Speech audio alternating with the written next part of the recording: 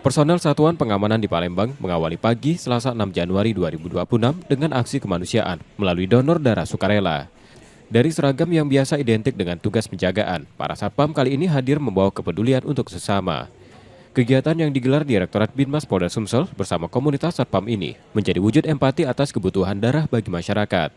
Selain menjaga kebugaran, donor darah dimaknai sebagai kontribusi nyata untuk membantu layanan kesehatan. Kenapa kita mau donor darah nih? Karena kesehatan itu perlu dijaga. Dengan donor darah mungkin regulasi darah kita lebih lancar, lebih sehat lagi ke depannya begitu kan.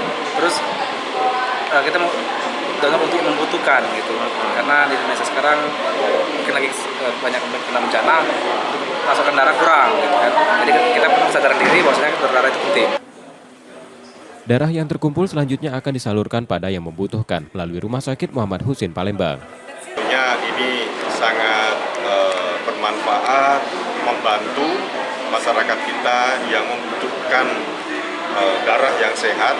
Tentunya ini untuk membantu masyarakat yang kurang mampu, terutama yang tidak bisa, yang membutuhkan darah tetapi dia tidak bisa membeli, sehingga kita bisa bantu secara ikhlas untuk kemudian bisa memulihkan kesehatan masyarakat.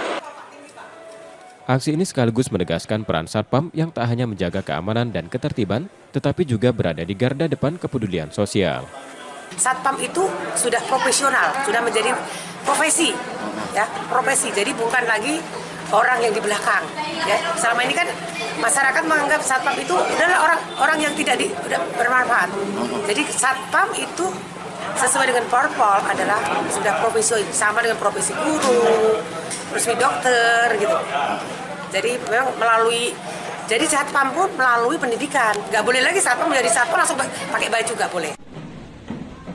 Donor darah tersebut menjadi bagian dari rangkaian peringatan HUT Satpam ke-45 dengan semangat persatuan, kedaulatan, dan dedikasi dalam mengabdi pada masyarakat. Yudi Kiswanto, Kompas TV, Palembang, Sumatera Selatan.